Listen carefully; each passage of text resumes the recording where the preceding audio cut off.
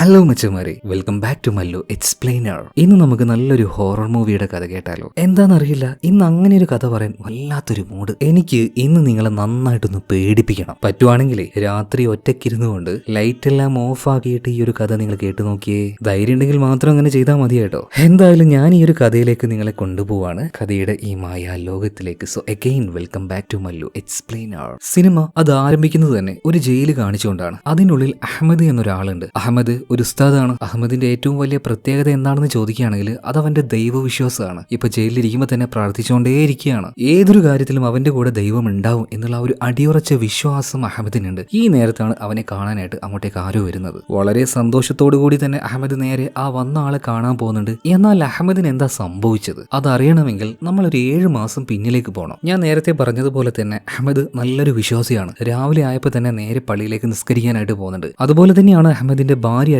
സാനിയും മക്കളായിട്ടുള്ള യാസ്മിനും നൈലയും അഹമ്മദിന്റെ കൂടെ തന്നെ അവരും എഴുന്നേറ്റ് അവരും പ്രാർത്ഥിക്കാൻ നിൽക്കുകയാണ്. അങ്ങനെ പ്രാർത്ഥനയെല്ലാം കഴിഞ്ഞ് പള്ളിയിൽ നിന്നും അഹമ്മദ് തിരിച്ചു വന്ന സമയത്ത് ഭക്ഷണം എല്ലാം തയ്യാറാക്കിയിട്ടുണ്ട്. എന്നാൽ ആ ഭക്ഷണം കണ്ടാൽ തന്നെ അറിയാം ആ കുടുംബത്തിന് നല്ല ദാരിദ്ര്യമുണ്ട്. അതായത് സാധാരണ കിഴങ്ങ് പുഴുങ്ങി വെച്ചിരിക്കുകയാണ്, അതാണ് ഇവർ കഴിക്കാൻ പോകുന്നത്. എന്നാൽ പിള്ളേരായിട്ടുള്ള യാസ്മിനും നൈലയ്ക്കും അത് കഴിക്കാനായിട്ട് തോന്നുന്നില്ല. കാരണം എന്നും ഇതാണ്, ഇതല്ലാതെ മറ്റൊന്നും മേടിക്കാനുള്ള കഴിവ് ഇപ്പോൾ അഹമ്മദിനില്ല. അപ്പൊ കുട്ടികളുടെ ആ ഒരു മുഖഭാവം എല്ലാം കണ്ട സമയത്ത് അഹമ്മദ് പറയുന്നുണ്ട്, മക്കളെ നമ്മൾ പട്ടിണിയല്ലല്ലോ, നമ്മളെക്കാൾ ഭക്ഷണം കിട്ടാത്ത എത്ര ആൾക്കാരുണ്ട്, നമുക്ക് ഇതെങ്കിലും ഇല്ലേ? അതുകൊണ്ട് ദൈവത്തോട് നന്ദി പറഞ്ഞ് ഇത് നല്ല രീതിയിൽ കഴിക്കുന്നു പറയാണ്. അങ്ങനെ പിള്ളേരെല്ലാം ഓക്കെ ആയിട്ടോ. കുട്ടികളോട് പറയേണ്ട രീതിയിൽ പറഞ്ഞു കഴിഞ്ഞാൽ അവർക്കത് മനസ്സിലാവും. എന്തായാലും സന്തോഷത്തോട് കൂടിയിട്ട് ആ ഒരു ഭക്ഷണം അവർ കഴിക്കുകയാണ്. നല്ല ഹാപ്പി ആയിട്ടുള്ള ഒരു ഫാമിലി തന്നെ. എന്നാൽ ഇതേ നേരത്ത് തന്നെ ഈ ഗ്രാമത്തിന്റെ മറ്റൊരു ഭാഗത്തായിട്ട് വിറകും ബാക്കിയുള്ള കാര്യങ്ങളെല്ലാം അടുക്കി വെക്കുന്ന ഒരു ഷെഡ് കാണിക്കുകയാണ്. അതിനുള്ളിൽ നിന്നും ഒരു പെൺകുട്ടിയുടെ കരച്ചില്, വല്ലാത്ത കരച്ചിൽ കേൾക്കുന്നുണ്ട്. ഇപ്പൊ അതിനുള്ളിലേക്ക് നോക്കുകയാണെങ്കിൽ ഒരു പെൺകുട്ടിയെ ഈ മരത്തിന്റെ തടി കൊണ്ടെല്ലാം വെച്ച് കയറിൽ വെച്ച് കെട്ടിയിരിക്കുകയാണ്. അവളെ കെട്ടിയിട്ടിരിക്കുന്ന മറ്റാരുമല്ല, അവളുടെ ഉമ്മ തന്നെയാണ്.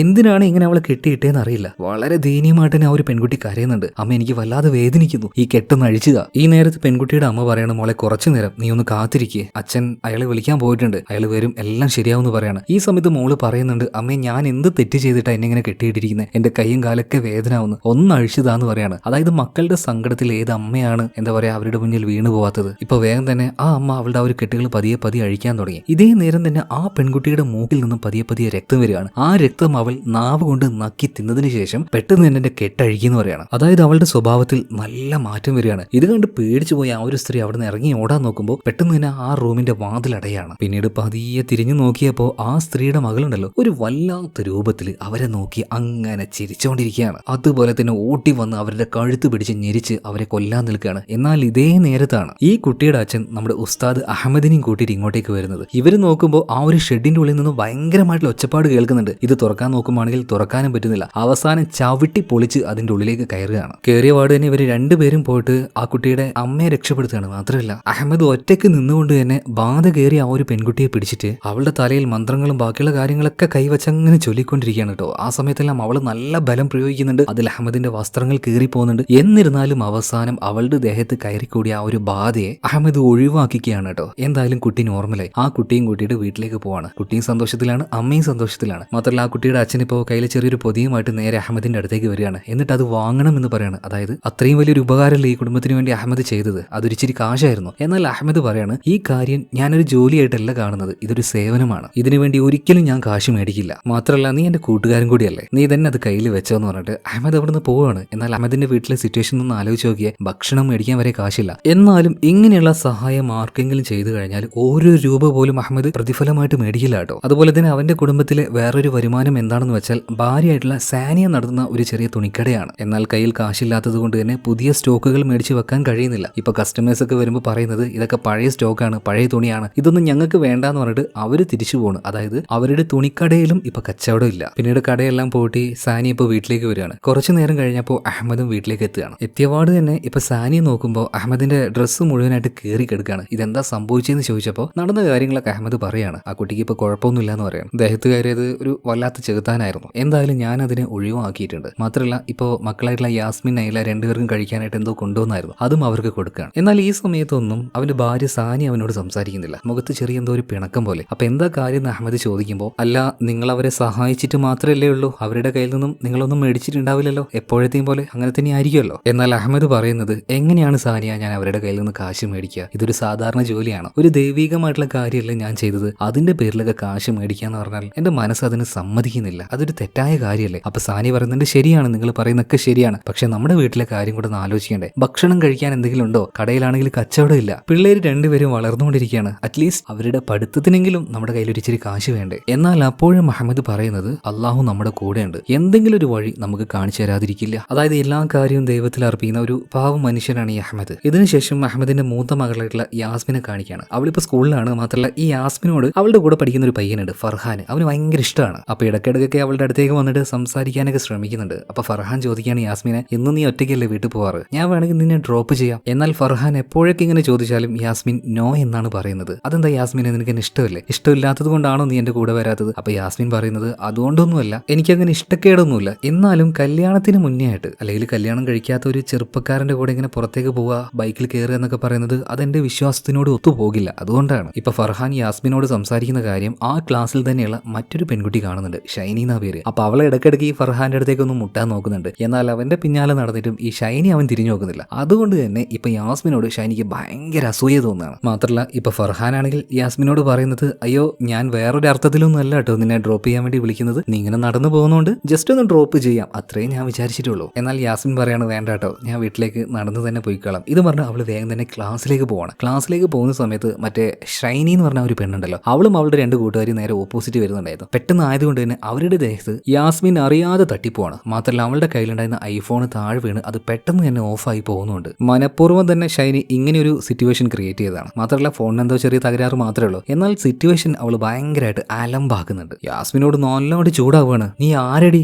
എന്റെ ദേഹത്ത് തട്ടാനായിട്ട്? നിലത്ത് വീണിരിക്കുന്നതേ ലക്ഷങ്ങൾ വിലയുള്ള ഐഫോണാണ്, നീ എനിക്ക് മേടിച്ചു തരുമോ? അത് കംപ്ലൈന്റ് ആയി, മേടിച്ച് തരുമോ എന്നല്ല, നീ എന്തായാലും എനിക്ക് പുതിയത് മേടിച്ചു തരണം. ഇനി അഥവാ നീ എനിക്ക് പുതിയ ഫോൺ മേടിച്ച് തന്നിട്ടില്ലെങ്കിൽ ഞാൻ എന്റെ അമ്മയും കൂട്ടും അതുപോലെ തന്നെ പോലീസുകാരെയും കൂട്ടി നേരെ അങ്ങോട്ടേക്ക് വരുന്നു പറയണം. അത് വെറുതെ ഉള്ളൊരു ഭീഷണിപ്പെടുത്തലായിരുന്നില്ല കേട്ടോ. ഷൈനി നന്നായിട്ട് തന്നെ സീരിയസ് ആയിട്ട് തന്നെ യാസ്മിനെ പേടിപ്പിക്കുകയാണ്. യാസ്മിൻ ആണെങ്കിൽ ശരിക്കും പേടിക്കുകയും ചെയ്തു. അവള് നേരെ വീട്ടിലേക്ക് വന്നിട്ട് ഉപ്പാനോടും ഉമ്മാനോടും ഈ കാര്യം പറയുന്നുണ്ട്. അറിയാതെ പറ്റിപ്പോയതാണ്, എന്നാൽ അവള് പുതിയ ഫോൺ മേടിച്ചു കൊടുക്കാനാ പറയുന്നതെന്ന് പറയുന്നുണ്ട്. ഇത് കേട്ടപ്പോൾ അഹമ്മദ് ചോദിക്കുകയാണ്, മോളെ ആ ഫോണിന് എത്ര രൂപയാവും? ഇപ്പൊ യാസ്മിന് പറയാണ് ഇപ്പൊ ഏകദേശം ഒരു 2 ലക്ഷം രൂപയുടെ അടുത്തൊക്കെ ആകും. അത് കേട്ടപാട് അഹമ്മദ് ആകെ ഞെട്ടിപ്പോവാണ്. 2 ലക്ഷം രൂപയെ ഞെട്ടൂലേ? കാരണം ഭക്ഷണം പോലും മേടിക്കാൻ കഴിയാത്ത ആ ഫാമിലിക്ക് 2 ലക്ഷം രൂപ എന്ന് പറഞ്ഞാൽ അത് വലിയൊരു പൈസ തന്നെയല്ലേ. ഈ സമയത്ത് തന്നെ ഒരു നോട്ടീസുമായിട്ട് ഇളയ മകളായിട്ടുള്ള നൈലയും വരുന്നുണ്ട്. അവൾ ആ ഒരു നോട്ടീസ് ടേബിളിൽ വെച്ചിട്ട് പറയാണ്, ഉപ്പ സ്കൂളിൽ നിന്ന് തന്നതാണ്, എത്രയും പെട്ടെന്ന് ഫീസ് അടക്കാൻ പറഞ്ഞിട്ടുണ്ട്. രണ്ടും കൂടെ ഒരുമിച്ച് കേട്ട സമയത്ത് അഹമ്മദിന്റെ ഭാര്യ സാനിയ ആകെ ടെൻഷനിലാവുകയാണ്. അപ്പൊ അവള് ദേഹത്ത് തട്ടിയിട്ട് അഹമ്മദ് ഇങ്ങനെ പറയുന്നുണ്ട്, ക്ഷമിക്ക്, എല്ലാം ശരിയാവും എന്നും പറയുന്നത് പോലെ തന്നെ അള്ളാഹു ഒരു വഴി കാണിച്ചു തരുമെന്ന് പറയാണ്. എന്നാൽ എന്തുകൊണ്ടോ സാനിയയ്ക്ക് ഒരു പരിധിയിൽ കൂടുതൽ ഇതൊന്നും അങ്ങോട്ട് അക്സെപ്റ്റ് ചെയ്യാൻ കഴിയുന്നില്ല. എന്ത് വന്നാലും ദൈവം വഴി കാണിക്കും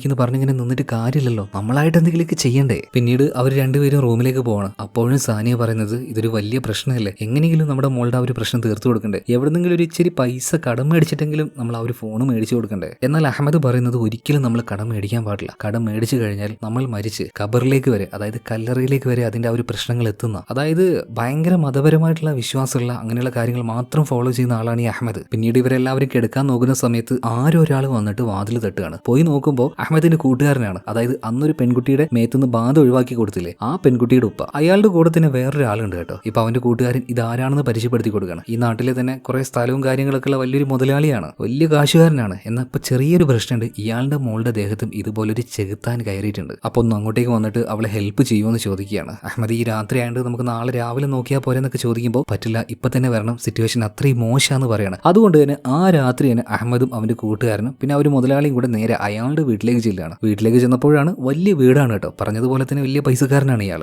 വീട്ടിലേക്ക് വരുന്ന സമയത്തിന് ആ മുതലാളി പറയുന്നുണ്ട്, ഉസ്താദെ ഞാൻ പലതവണ പല ആൾക്കാരെയും ഇങ്ങോട്ടേക്ക് കൊണ്ടുവന്നിട്ടുണ്ട്, ആരെ കൊണ്ടും എന്റെ മോളുടെ പ്രശ്നം തീർക്കാൻ പറ്റിയിട്ടില്ല, അതുകൊണ്ട് നിങ്ങൾ കാര്യമായിട്ടൊന്ന് നോക്കണേ. എന്തായാലും ഞാൻ എത്തിയല്ലോ, ഞാൻ ഒന്ന് പോയി നോക്കട്ടെ എന്ന് പറഞ്ഞിട്ട് ആ ഒരു പെൺകുട്ടിയെ പൂട്ടിയിട്ട മുറിയുണ്ടല്ലോ അങ്ങോട്ടേക്ക് നേരെ അഹമ്മദ് ചെന്ന് നോക്കുകയാണ്. എന്നാൽ അതിനുള്ളിൽ ആരും ഉണ്ടായിരുന്നില്ല. അതായത് ആ ഒരു പെൺകുട്ടി ഇപ്പൊ കയറിയിരിക്കുന്നത് ആ റൂമിന്റെ സീലിംഗിന്റെ മുകളിൽ, അതായത് ഒരു പല്ലിയെ പോലെ പറ്റി പിടിച്ചങ്ങനെ നിൽക്കുകയാണ്. അതേ നേരം തന്നെ വാതിൽ അടയുന്നുണ്ട്. ആ റൂമിൽ ഇപ്പോൾ ഒറ്റയ്ക്ക് അഹമ്മദ് മാത്രമേ ഉള്ളൂ. പെട്ടെന്ന് തന്നെ അഹമ്മദിന്റെ ദേഹത്തേക്ക് ആ ഒരു പെൺകുട്ടി, അല്ലെങ്കിൽ പെൺകുട്ടിയല്ല ചെകുത്താൻ കയറിയ പെൺകുട്ടി ചാടി വീണുകൊണ്ട് അവനെ ഉപദ്രവിക്കാൻ തുടങ്ങുകയാണ് കേട്ടോ. പരമാവധി അവളെ വലിച്ചിട്ട് തലയിൽ തൊട്ട് മന്ത്രങ്ങൾ ഉച്ചരിക്കാൻ തുടങ്ങുമ്പോൾ വീണ്ടും അവള് വയലന്റ് ആവും. പിന്നീട് എങ്ങനെയൊക്കെയോ കഷ്ടപ്പെട്ട് അവനത് ഇങ്ങനെ ചൊല്ലിക്കൊണ്ടിരിക്കുമ്പോൾ അവന്റെ കഴുത്ത് പിടിച്ച് ആ പെൺകുട്ടി ഞെക്കാൻ തുടങ്ങുകയാണ്. ഇതേ നേരത്ത് വാതിൽ തല്ലി തുറന്ന് അഹമ്മദിന്റെ കൂട്ടുകാരനും പിന്നെ ആ ഒരു മുതലാളിയും ഉള്ളിലേക്ക് വന്നിട്ട് ആ ഒരു പെൺകുട്ടിയെ പിടിച്ചു വെക്കുകയാണ്. പിന്നെ വേഗം തന്നെ അഹമ്മദ് ചില മന്ത്രങ്ങൾ ചൊല്ലാൻ തുടങ്ങുകയാണ്. അതോടുകൂടിയിട്ട് പതിയെ ആ ഒരു ചെകുത്താൻ ആ പെൺകുട്ടിയുടെ ഉള്ളിൽ നിന്നും പോകാൻ തയ്യാറായിട്ടുണ്ട്. അതിനി നിൽക്കാൻ കഴിയില്ല. ആ പോകാൻ നേരത്ത് വല്ലാത്ത ദേഷ്യത്തിൽ വാശിയിൽ ആ ആത്മാവ് അല്ലെങ്കിൽ ആ ഒരു ചെകുത്താൻ ഇപ്പൊ അഹമ്മദിനെ നോക്കിയിട്ട് ഒരു കാര്യം പറയുന്നുണ്ട്. അഹമ്മദെ, ഞാൻ നിന്റെ അടുത്ത് നേരത്തെ പറഞ്ഞതാണ് ഈ വിഷയത്തിൽ നീ ഇടപെടണ്ടെന്ന്. എന്നിട്ട് നീ എന്നെ ഉപദ്രവിക്കാൻ നോക്കിയില്ലേ? നോക്കിക്കോ, നിന്റെ കുടുംബത്തിന്റെ അടിവേര് വരെ ഞാൻ ഇളക്കിയിരിക്കും. എന്നെങ്കിലും നിന്റെ കുടുംബത്തിലേക്ക് ഞാൻ കയറും. എനിക്ക് കയറാൻ പറ്റിയാൽ അറിയാലോ, ഇല്ലാതാക്കും ഞാൻ എല്ലാത്തിനെയും. അതുപോലെ തന്നെ ആ മുതലാളിയെ നോക്കിയിട്ട് ഈ ചെകുത്താൻ പറയാണ്, നിങ്ങളെയും ഞാൻ വെറുതെ വിടില്ല, നിങ്ങളുടെ മകളെയും ഞാൻ വെറുതെ വിടില്ല, രണ്ടുപേരെയും ഞാൻ കൊണ്ടുപോകുന്നു പറയാണ്. പിന്നീട് ആ ഒരു പെൺകുട്ടി പെട്ടെന്ന് നോർമലാവാണ്. അതായത് അവളുടെ ഉള്ളിൽ നിന്നും ആ ഒരു ചെകുത്താൻ പോയി. എല്ലാം ഓക്കെ ആയതിനു ശേഷം ഈ അഹമ്മദ് ഉണ്ടല്ലോ, അഹമ്മദ് ആ ഒരു മുതലാളിയോട് ചോദിക്കുന്നുണ്ട്, അല്ല നിങ്ങളുടെ കുടുംബത്തിനോട് ആ ഒരു ചെകുത്താന് എന്താണ് ഇത്ര പക? നിങ്ങൾ എന്തെങ്കിലും ചെയ്തിട്ടുണ്ടോ? എന്നാ മുതലാളി പറയുന്നത്, ഞങ്ങൾ അങ്ങനെ ഒന്നും ചെയ്തിട്ടില്ല. സാധാരണ ഈ നാട്ടിൽ പല സ്ഥലത്തും സംഭവിക്കുന്നില്ലേ, അതുപോലെ എന്റെ മകൾക്ക് സംഭവിച്ചെന്നേ ഉള്ളൂ, വേറൊന്നും ഇല്ലാന്ന് പറയണം. എന്തായാലും ശരിയെന്ന് പറഞ്ഞിട്ട് അവരോട് യാത്ര പറഞ്ഞ് അഹമ്മദ് പോകാൻ നിൽക്കുകയാണ്. അപ്പൊ തന്നെ ഒരു കെട്ട് കാശ് എടുത്തുകൊണ്ട് അവന്റെ കയ്യിൽ ആ മുതലാളി കൊടുക്കുന്നുണ്ട്. വലിയൊരു തുകയാണ്. ഏതൊരു മനുഷ്യനായാലും അത്രയും പണം കിട്ടുമ്പോൾ വേണ്ടാന്ന് പറയോ? എന്നാൽ അഹമ്മദ് ഇവിടെ വെച്ച് പറയാണ്, എനിക്ക് ഈ കാശ് വേണ്ട, ഇത് ഞാൻ ജനങ്ങൾക്ക് വേണ്ടി ചെയ്യുന്ന ഒരു സേവനം മാത്രമാണ്. പിന്നീട് അവൻ നേരെ വീട്ടിലേക്ക് പോകണം. വീട്ടിലെത്തിയ പാടന്നെ സാനിയ ചോദിക്കുകയാണ്, ഇന്ന് നിങ്ങൾ പണം മേടിച്ചില്ല അല്ലേ? എന്താ മനുഷ്യ നിങ്ങൾ ഇങ്ങനെ? അറിയില്ല ഇവിടുത്തെ അവസ്ഥ എന്താണെന്ന്. ആ സമയത്ത് അഹമ്മദ് പറയാണ്, സാനിയ ഞാൻ പറയുന്നത് കേൾക്ക്, പടച്ചോൻ നമുക്ക് മറ്റൊരു വഴി കാണിച്ചു തരും, നമുക്ക് അങ്ങനെ ജീവിക്കാം. എന്നാൽ സാനിയ പറയുന്നത്,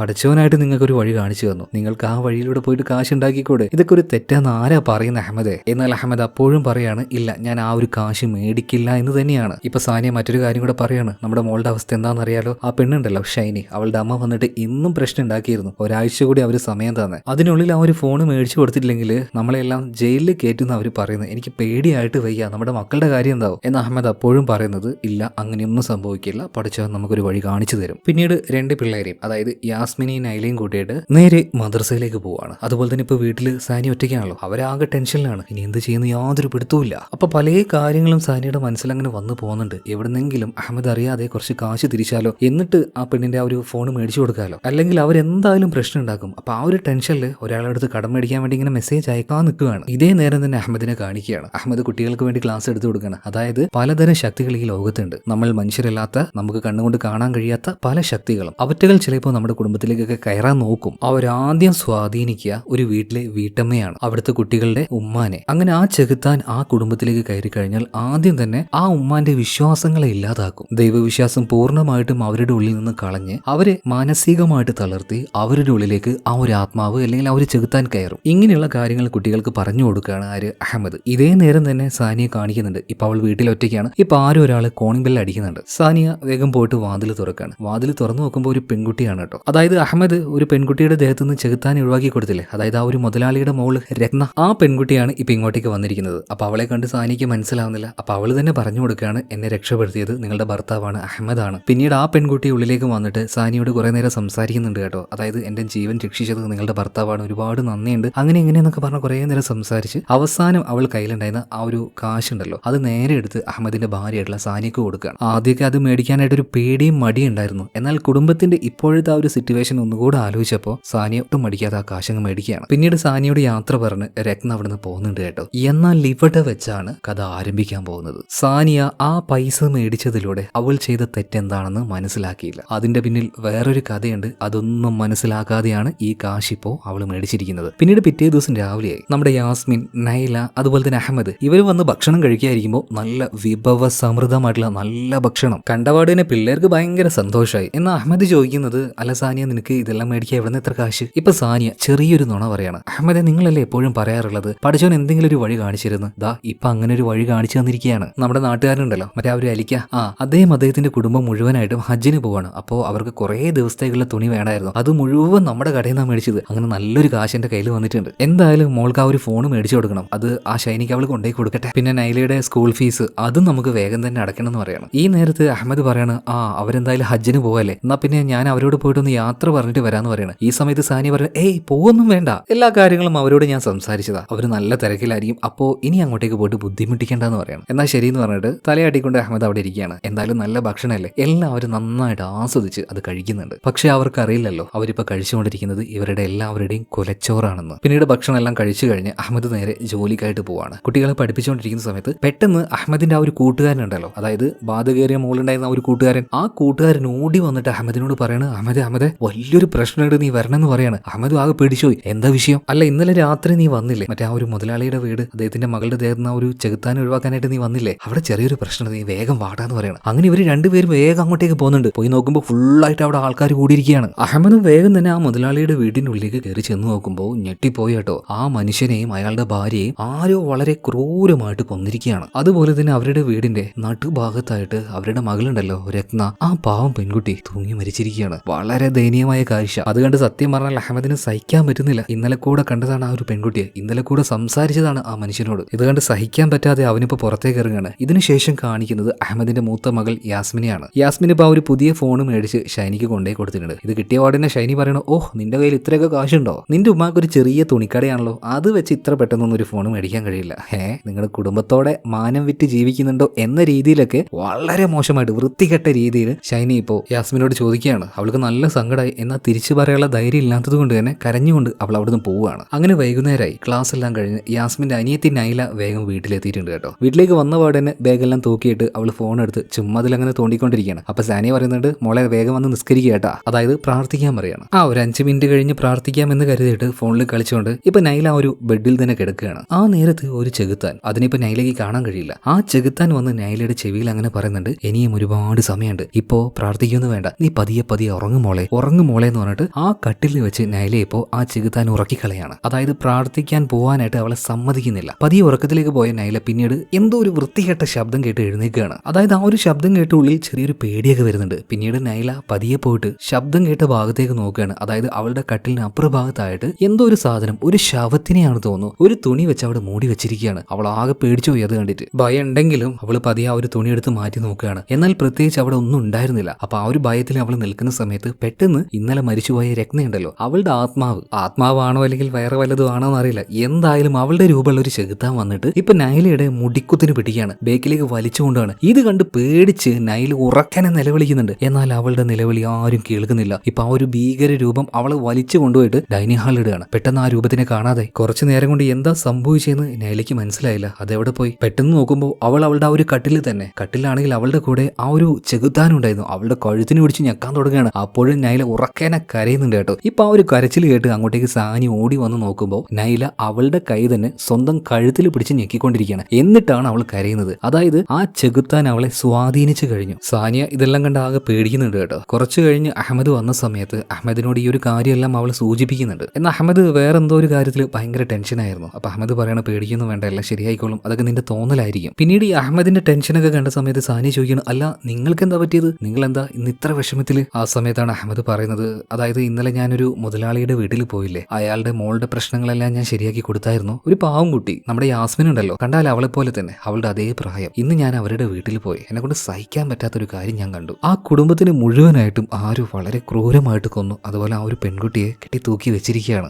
സഹിക്കാൻ പറ്റുന്നില്ല. ഇത് കേട്ട സമയത്ത് സാനി ഉണ്ടല്ലോ, അവളുടെ കൈയും കാലും വിറക്കാൻ തുടങ്ങുകയാണ്. കാരണം ഈ മരിച്ചുപോയി എന്ന് പറയുന്ന പെൺകുട്ടിയാണ് രത്നയ്ക്ക് ഇന്നലെ കാശ് കൊണ്ടേ കൊടുത്തത്. ഭയം കാരണം രത്നയുടെ കൈയും കാലൊക്കെ വിറച്ച് വിയർക്കാൻ തുടങ്ങി. അപ്പൊ അതുകൊണ്ട് അഹമ്മദ് ചോദിക്കണം, സാനിയ നിനക്കെന്താ പറ്റിയത് പെട്ടെന്ന്? സാനിയ ഇപ്പൊ സത്യമൊന്നും പറയാതെ അഹമ്മദിനോട് പറയാൻ, അതൊന്നുമില്ല, നിങ്ങൾ പറഞ്ഞപ്പോൾ അത് കേട്ട് ഞാനും ഒന്ന് പേടിച്ചു പോയതാ. അങ്ങനെ അന്നേ ദിവസം രാത്രിയായിട്ടുണ്ട്. രാത്രിയായ സമയത്ത് ഈ അഹമ്മദിന്റെ വീടിന് പുറത്ത് ബൈക്ക് കൊണ്ട് ഒരു പയ്യൻ വന്നിരിക്കുകയാണ്. മറ്റാരുമല്ല, ഫർഹാൻ. അതായത് ഫർഹാന്റെ കൂടെ 1-2 തവണയെല്ലാം സാനിയ ഇങ്ങോട്ടേക്ക് വന്നിട്ടുണ്ട് കേട്ടോ. അതായത് ഫർഹാൻ അവളെ ഡ്രോപ്പ് ചെയ്ത് കൊടുത്തിട്ടുണ്ട്. അപ്പൊ ആ ഒരു ഫ്രണ്ട്ഷിപ്പിന്റെ പുറത്താണ് അവനിപ്പോ രാത്രി ഇങ്ങോട്ടേക്ക് വന്നിരിക്കുന്നത്. മാത്രമല്ല ഇപ്പൊ യാസ്മിന്റെ ഉള്ളിൽ ഇവരുടെ വീട്ടിൽ ഓൾറെഡി കയറിയിട്ടുള്ള ആ ഒരു ചെകുത്താൻ അതിപ്പോ നേരെ യാസ്മിന്റെ ഉള്ളിലേക്ക് പോവാണ്. എന്നിട്ട് അവളോട് പറയുന്നുണ്ട്, നിന്റെ വസ്ത്രം എല്ലാം മാറ്റ്, നല്ല ഭംഗിയിൽ അണിഞ്ഞൊരുങ്ങ്, അതാ അവൻ പുറത്ത് വന്നിട്ടുണ്ട്, അവന്റെ കൂടെ പോന്ന് പറയാണ്. ഇത് അതുപോലെ തന്നെ ഇപ്പൊ യാസ്മിൻ കേൾക്കുന്നുണ്ട്. അവളുടെ മുടിയെല്ലാം നല്ല മോഡേണാക്കാണ്. വസ്ത്രം എന്നൊക്കെ പറഞ്ഞാൽ ഈ തൊടയുടെ പകുതി വരുന്ന ഒരു ട്രൗസറൊക്കെ ഇട്ടിട്ടാണ് അവളിപ്പോ വീടിന്റെ പുറത്തേക്ക് ഇറങ്ങുന്നത്. എന്നിട്ട് അവന്റെ കൂടെ ആ രാത്രിയിൽ ഫുള്ളായിട്ട് കറങ്ങി നടക്കുകയാണ്. പിന്നെ പിറ്റേ ദിവസം രാവിലെ ആയ സമയത്ത് എപ്പോഴും മുടിയും ദേഹവും എല്ലാം മറച്ച് നടക്കുന്ന ആ ഒരു പെൺകുട്ടി വളരെ മോഡേൺ ആയിട്ടുള്ള ട്രൗസർ പോലെയുള്ള ഒരു യൂണിഫോം ഇട്ട് നേരെ കോളേജിലേക്ക് പോവാണ് കേട്ടോ. അവിടെ എത്തിയ പാട് തന്നെ എല്ലാവരുടെ മുന്നിൽ വെച്ചിട്ട്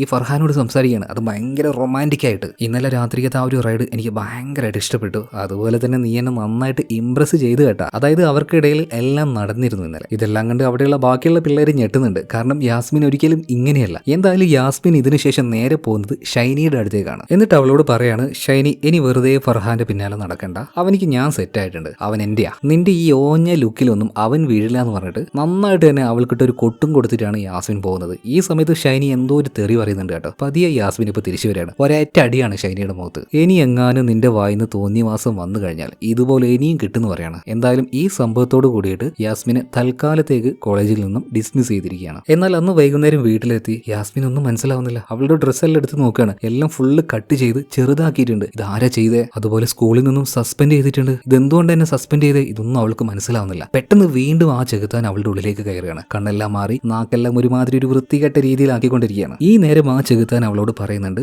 നേരെ നിന്റെ അനിയത്തിയുടെ അടുത്തേക്ക് ചെല്ല്, അവളെ ഭയപ്പെടുത്ത്. പെട്ടെന്ന് തന്നെ യാസ്മിൻ നിസ്കരിക്കാൻ ഉപയോഗിക്കുമ്പോൾ ഇടാറുള്ള ആ ഒരു ഡ്രസ്സ് ഇട്ടുകൊണ്ട് നേരെ നൈലയുടെ അടുത്തേക്ക് ചെല്ലുകയാണ്. നൈല എഴുന്നേൽക്ക് വാ, നമുക്ക് പ്രാർത്ഥിക്കാന്ന് പറയാണ്. നൈലയും അതേ ഡ്രസ്സ് ഇട്ടുകൊണ്ട് ഇപ്പൊ യാസ്മിന്റെ കൂടെ പോയിട്ട് പ്രാർത്ഥിക്കാൻ ആരംഭിക്കുകയാണ്. എന്നാൽ അത് അവൾക്കുള്ളൊരു ട്രാപ്പായിരുന്നു. പിന്നീട് അങ്ങോട്ടേക്ക് പോയിട്ട് ഇവരിങ്ങനെ പ്രാർത്ഥിക്കുന്ന സമയത്തുണ്ടല്ലോ, വീണ്ടും യാസ്മിന്റെ ആ മുഖവും ഭാവവും ഇതൊക്കെ മാറുകയാണ്. ഒരൊറ്റ തിരിയലാണ്. മാത്രമല്ല നൈല ആ ഒരു രൂപം കണ്ട് വല്ലാണ്ട് പേടിച്ച് കയറിയാണ്. അവളുടെ വിരൽ ആ സമയത്ത് യാസ്മിൻ ഒരു പിടുത്തം പിടിച്ച് ഒരൊറ്റ ഒടിക്കലാണ് കേട്ടോ. വേദന കൊണ്ട് നൈല ഒറ്റ കരച്ചില്ല. ആ കരച്ചിൽ കേട്ട് അങ്ങോട്ടേക്ക് അഹമ്മദും സാനി ഓടി വരുന്നുണ്ട്.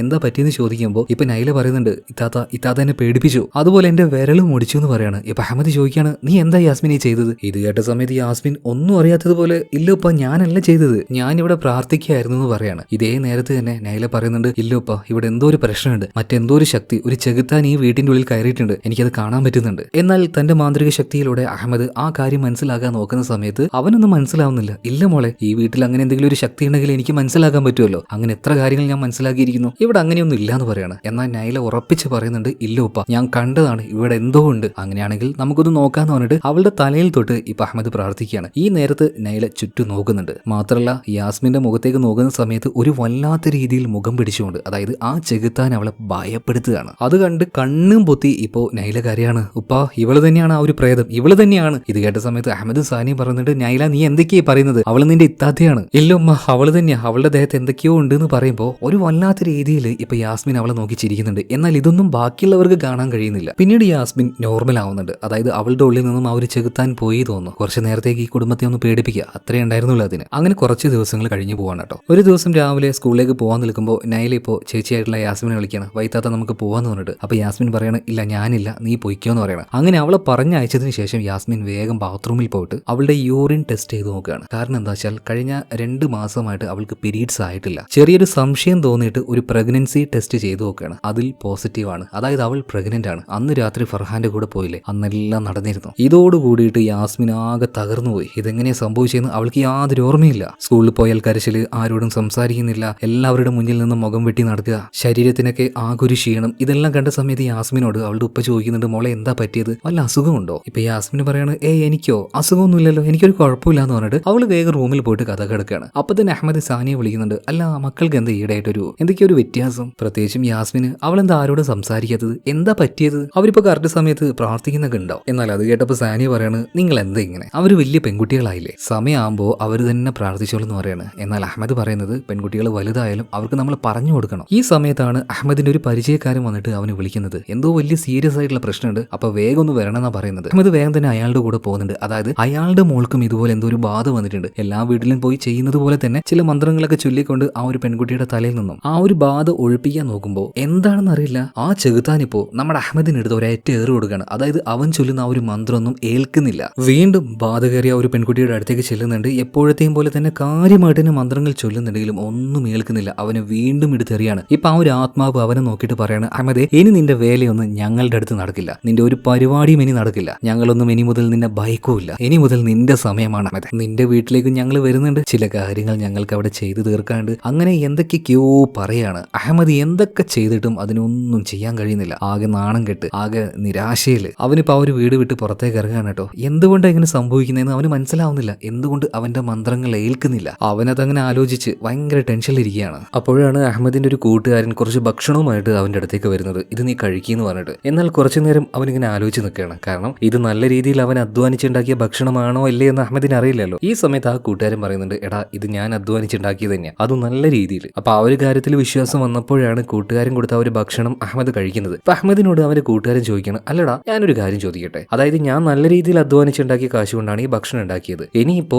മറ്റൊരു രീതിയിൽ, അതായത് ഹറാമായ രീതിയിൽ, ഹറാം എന്ന് വെച്ചാൽ മോശമായ രീതിയിൽ കേട്ടോ, അപ്പൊ ആ മോശമായ രീതിയിൽ ഉണ്ടാക്കുന്ന ഭക്ഷണം ആരെങ്കിലും കഴിച്ചു കഴിഞ്ഞാൽ അവർക്ക് അതിന്റെ ആ ഒരു പ്രശ്നം എങ്ങനെ ഉണ്ടാവുക? ഇപ്പൊ അഹമ്മദ് അതിനെക്കുറിച്ച് പറഞ്ഞു കൊടുക്കുകയാണ്. അതായത് അങ്ങനെയുള്ള ഭക്ഷണങ്ങൾ, അതായത് തിന്മയിലൂടെ ഉണ്ടാക്കിയ ഭക്ഷണം നമ്മൾ കഴിച്ചു കഴിഞ്ഞാൽ ആ ചെകുത്താന്റെ ഒരു അംശം നമ്മുടെ ഉള്ളിലേക്ക് വരികയാണ്. നമ്മുടെ ഉള്ളിൽ നിന്ന് പിന്നീട് യാതൊരു നന്മ ഉണ്ടാവില്ല. ഈ സമയത്താണ് അഹമ്മദിന്റെ മറ്റൊരു കൂട്ടുകാരൻ, അതായത് അന്ന് സാനിയ ഒരു കൂട്ടുകാരന്റെ പേര് പറഞ്ഞ് അദ്ദേഹത്തിന്റെ ഫാമിലിയും കൂടെ ഹജ്ജിന് പോവാന്ന് പറഞ്ഞതല്ലോ, ആ ആളെ ഇവിടെ വെച്ച് കാണുന്നത്, അലിയെ കാണുന്നത്. അപ്പൊ അലിയോട് അഹമ്മദ് ചോദിക്കണം, അല്ല നീ ഹജ്ജിന് ഇപ്പൊ പോയില്ലേ? പോയില്ലേ, ഇതെന്താ ഇത്ര ഡിലേ ആവുന്നത്? ഈ സമയത്ത് അലി ചോദിക്കണം, ഹജ്ജിനോ? ഞാനോ? ഞങ്ങൾ എന്തായാലും ഇപ്രാവശ്യം പോകുന്നൊന്നുമില്ല. ഇത് കേട്ട സമയത്ത് അഹമ്മദ് ആകെ ഞെട്ടിപ്പോവാണ്. അതുപോലെ തന്നെ അവന്റെ ഉള്ളിൽ ചില ചോദ്യങ്ങളും വരുന്നുണ്ട്. അലിയും കുടുംബവും ഹജ്ജിന് പോയിട്ടില്ല. അങ്ങനെയാണെങ്കിൽ സാനിക്ക് അന്ന് എങ്ങനെ ഇത്രയും കാശ് കിട്ടിയത്? അവള് പറഞ്ഞത് അലിയും കുടുംബവും ഹജ്ജിന് പോകുന്നതുകൊണ്ട് ഒരുമിച്ച് വലിയ എമൗണ്ടിൽ തുണി മേടിച്ചു എന്നാണ്. ഇവര് ഹജ്ജിന് പോകുന്നില്ലെങ്കിൽ ഇവരെന്തിനാ തുണി മേടിക്കുന്നത്? അവൾ നുണ പറഞ്ഞ അന്ന് അപ്പൊ തന്നെ അഹമ്മദിന് മനസ്സിലായി. പെട്ടെന്ന് തന്നെ വീട്ടിലേക്ക് പോവാണ്. കുറച്ച് റഫായിട്ട് തന്നെ സാനിയോട് ചോദിക്കുന്നുണ്ട്, സത്യം പറ, അന്ന് ആ ഒരു കാശ് നിനക്ക് എവിടുന്നാ കിട്ടിയത്? അത് പറയാനായിട്ട് സാനിക്ക് ഒരു പേടിയൊക്കെ ഉണ്ടായിരുന്നു. എന്നാൽ ആ നേരത്താണ് ഇവരുടെ മൂത്ത മകളായിട്ടുള്ള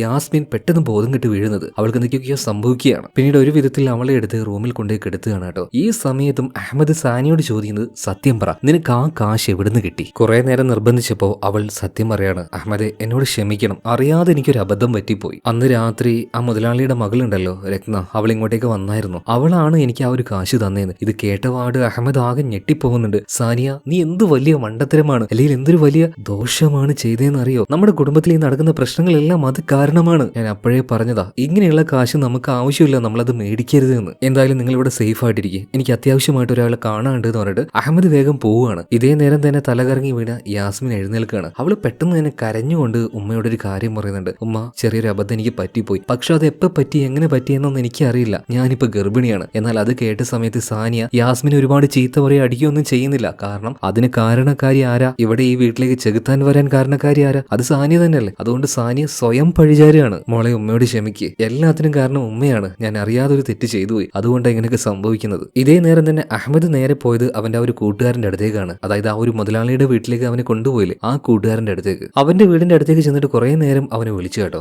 എന്നാൽ ആരും വന്ന് വാതിൽ തുറക്കുന്നില്ല. അപ്പൊ തന്നെ എന്തൊക്കെയോ ചില പന്തികേടുകൾ തോന്നിയിട്ട് വേഗം തന്നെ മുഹമ്മദ് വാതിൽ തുറന്ന് ഉള്ളിലേക്ക് പോവാണ് കേട്ടോ. ശരിക്കും അവന്റെ കണ്ണുകളെ വിശ്വസിക്കാൻ പറ്റിയില്ല. അവന്റെ കൂട്ടുകാരനും അദ്ദേഹത്തിന്റെ ഭാര്യയും അതുപോലെ തന്നെ അവന്റെ മകളും ചോരയിൽ കുളിച്ച് കിടക്കുകയാണ്. ഭാര്യയും മകളും മരിച്ചുപോയി. ഒരിത്തിരിയെങ്കിലും ജീവൻ ബാക്കിയുള്ളത് ഇപ്പൊ ആ ഒരു കൂട്ടുകാരനാണ്. വേഗം തന്നെ അവനെ മടിയിലിരുത്തി, എന്താ സംഭവിച്ചത്, എന്താ ഇവിടെ നടക്കുന്നേ? ആ നേരത്ത് അവന്റെ ആ ഒരു കൂട്ടുകാരൻ പറയാണ്, എടാ, ചെറിയൊരു അബദ്ധം പറ്റിപ്പോയി. ചെയ്യാൻ പാടില്ലാത്തൊരു കാര്യം ഞാനും എന്റെ മുതലാളിയും ചെയ്തു പോയി. അന്ന് മുതലാളിയുടെ മകളുടെ ദേഹത്തുനിന്ന് ബാധ ഒഴിവാക്കിയ സമയത്ത് അഹമ്മദെ, നീ ചോദിച്ചായിരുന്നല്ലോ മുതലാളിയോട്, ആ ചെകുത്താന് ആ മുതലാളിയുടെ കുടുംബത്തിനോട് എന്തിനാണ് ഇത്ര പക എന്ന്? എന്നാൽ എന്റെ മുതലാളി അന്ന് പ്രത്യേകിച്ചൊന്നും പറഞ്ഞിട്ടുണ്ടായിരുന്നില്ലല്ലോ. അതിന്റെ പിന്നിലൊരു കാരണമുണ്ട്. അതായത് അയാൾക്ക് ഇത്ര സമ്പത്തൊന്നും ആദ്യകാലത്ത് ഉണ്ടായിരുന്നില്ല. കുറച്ചധികം വർഷങ്ങൾക്ക് മുന്നേ അയാളും അയാളുടെ ഭാര്യയും കൂടെ ഏതോ ഒരു ചെകുത്താന് പൂജ ചെയ്ത് ആ ചെകുത്താനാണ് ആ സൗഭാഗ്യങ്ങൾ മുഴുവനായിട്ടും അവർക്ക് കൊടുത്തത്. എന്നാൽ ചെകുത്താൻ ഒരു നിബന്ധന വെച്ചു, അവർക്ക് ഉണ്ടാവുന്ന ആദ്യത്തെ കുഞ്ഞ് അതിന് 18 വയസ്സാകുമ്പോൾ ആ കുഞ്ഞിനെ ഈ ചെകുത്താന് ബലി കൊടുക്കണമെന്ന്. എന്നാൽ അവരത് ചെയ്തില്ല. അതുപോലെ തന്നെ ആ മുതലാളിയുടെ വീട്ടിൽ തന്നെയാണ് ഞാനും ജോലി ചെയ്തിരുന്നത്. ഒരു പരിധി വരെ അവിടുത്തെ കാര്യങ്ങൾ എനിക്ക് അറിയായിരുന്നു. എന്നാൽ അതൊന്നും ആരോടും പറയാതിരിക്കാനായിട്ട്, ഇത് വളരെ രഹസ്യമായി വെക്കാൻ വേണ്ടി മുതലാളി എനിക്ക് കുറച്ച് കാശ് തന്നായിരുന്നു. എന്റെ കുടുംബം ഞാൻ ആ കാശ് കൊണ്ടാണ് ഇപ്പൊ കുറച്ചു കാലമായിട്ട് മുന്നോട്ടേക്ക് കൊണ്ടുപോയത്. പിന്നീട് ആ കാശ് കൊണ്ട് മേടിച്ച ഭക്ഷണം കഴിക്കാൻ തുടങ്ങിയതിൽ പിന്നെയാണ് എന്റെ കുടുംബത്തിൽ പ്രശ്നം തുടങ്ങിയത്. അന്ന് നീ എന്റെ മോളെ ദേഹത്ത് കയറിയ ബാധ ഒഴിവാക്കിയില്ലേ, അതൊക്കെ ഇത് കാരണം തന്നെയായിരുന്നു. പിന്നെ ആ ഒരു മുതലാളിയുടെ കുടുംബത്തെ പൂർണ്ണമായിട്ടും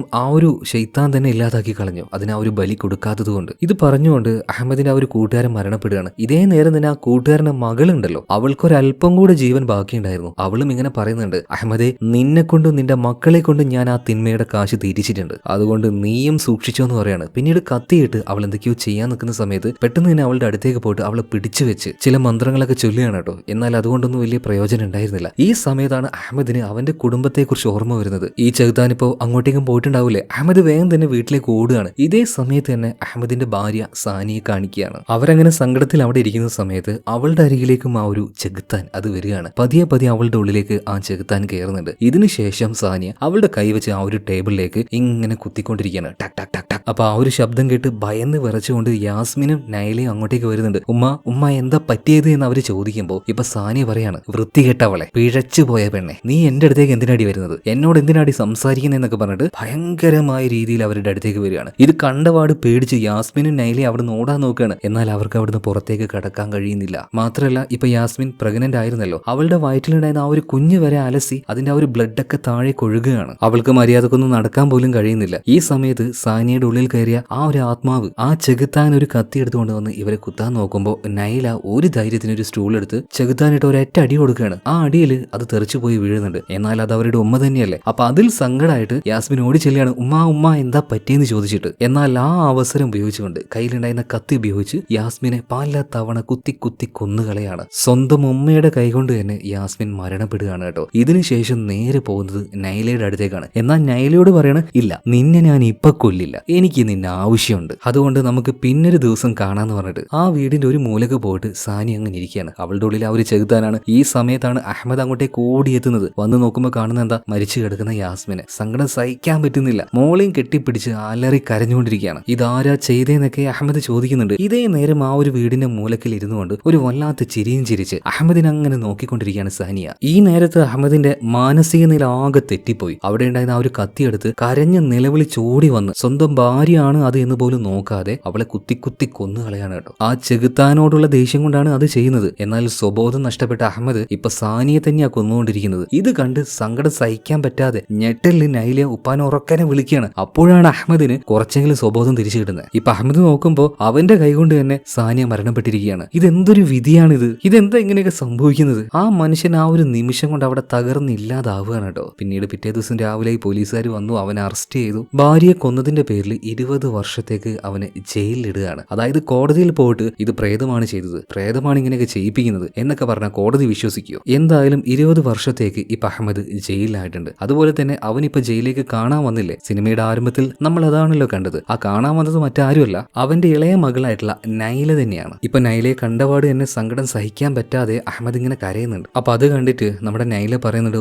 ഉപ്പ കരയണ്ട, ഞാൻ നന്നായിട്ട് പഠിക്കുന്നുണ്ട്, നല്ലൊരു ജോലി ഞാൻ എന്തായാലും മേടിക്കും, എന്റെ കാര്യം ഞാൻ തന്നെ നോക്കിക്കോളാം, എന്റെ കാര്യം ആലോചിച്ച് ഉപ്പ ഒരുപാട് ടെൻഷൻ അടിക്കേണ്ട കേട്ടോ. നല്ല രീതിയിൽ തന്നെ നൈല അങ്ങനെ പറഞ്ഞപ്പോഴാണ് കുറച്ചൊക്കെ അഹമ്മദിന് ആശ്വാസമാവുന്നത്. എങ്ങനെയെങ്കിലും കേസ് നടത്തിയിട്ട് ഉപ്പാനെ ഞാൻ പുറത്തേക്ക് കൊണ്ടുവരും എന്നൊക്കെ അവളിങ്ങനെ ആശ്വാസവാക്കുകൾ പറയുന്നുണ്ട്. ഇപ്പോൾ കുറച്ചേരം സംസാരിച്ചപ്പോഴേക്കും പിന്നീട് ടൈം കഴിയാണ്, നൈലയ്ക്ക് തിരിച്ചു പോകണം. അങ്ങനെ മോളോട് യാത്ര പറഞ്ഞ് ആ സെല്ലിലേക്ക് തന്നെ ഇപ്പൊ അഹമ്മദ് തിരിച്ചു പോകണം. എന്നാൽ പിന്നിൽ നിന്നും ഇപ്പൊ നൈല വിളിക്കുകയാണ്. എന്നാൽ അത് നൈല ആയിരുന്നില്ല, ആ ചെകുത്താൻ ഇപ്പോൾ ഉള്ളത് നൈലയുടെ ഉള്ളിലാണ്. കാരണം ആ ചെകുത്താന്റെ പക ഇപ്പോഴും തീർന്നിട്ടില്ല. അഹമ്മദിനെ വേദനിപ്പിക്കാനായിട്ട് നൈല ഇനിയും ബാക്കിയുണ്ടല്ലോ. അപ്പൊ അവളുടെ ഉള്ളിൽ കയറിയിരിക്കുന്ന ആ ഒരു ചെകുത്താൻ പറയാണ്, അഹമ്മദേ, ഞാൻ പറയുന്നതൊക്കെ നീ വിശ്വസിച്ചല്ലേ, നിനക്ക് ഒരു മോള് കൂടെ ഇല്ലേ, അവളെ പുറത്തു നിന്നും ആര് സംരക്ഷിക്കും, അവളുടെ കാര്യം ഞാൻ നോക്കിക്കോളാം. ഒരു വല്ലാത്ത രീതിയിൽ അവനെ പേടിപ്പിക്കാനായിട്ട് ബ്ലാക്ക് മെയിൽ ചെയ്യുന്ന രീതിയിൽ തന്നെ ആ ചെകുത്താൻ സംസാരിക്കുകയാണ്. എന്ന് അഹമ്മദ് പറയുന്നത്, ഉറപ്പായിട്ടും എന്റെ കൂടെ പടച്ചോനുണ്ട്, ഞങ്ങളെ രക്ഷിക്കാനായിട്ട് ആരെങ്കിലും വരാതിരിക്കില്ല, അക്കാര്യത്തിൽ എനിക്ക് ഉറപ്പാണ്. ഇത് കാണിച്ചുകൊണ്ട് സിനിമ ഇവിടെ തീരുകയാണ്. അതായത് ഈ സിനിമയ്ക്ക് തീർച്ചയായിട്ടും ഒരു 2ാം ഭാഗമുണ്ട്. അത് വന്നാൽ ഉടനെ ഞാൻ നിങ്ങളുടെ മുന്നിലേക്ക് അതും എത്തിക്കാൻ കേട്ടോ. അപ്പൊ എന്തായാലും കഥ ഇഷ്ടമായ വീഡിയോ ലൈക്ക് ചെയ്യുക, ചാനൽ സബ്സ്ക്രൈബ് ചെയ്യുക. അപ്പൊ അടുത്ത വീഡിയോയിൽ വീണ്ടും കാണാം. Okay, by.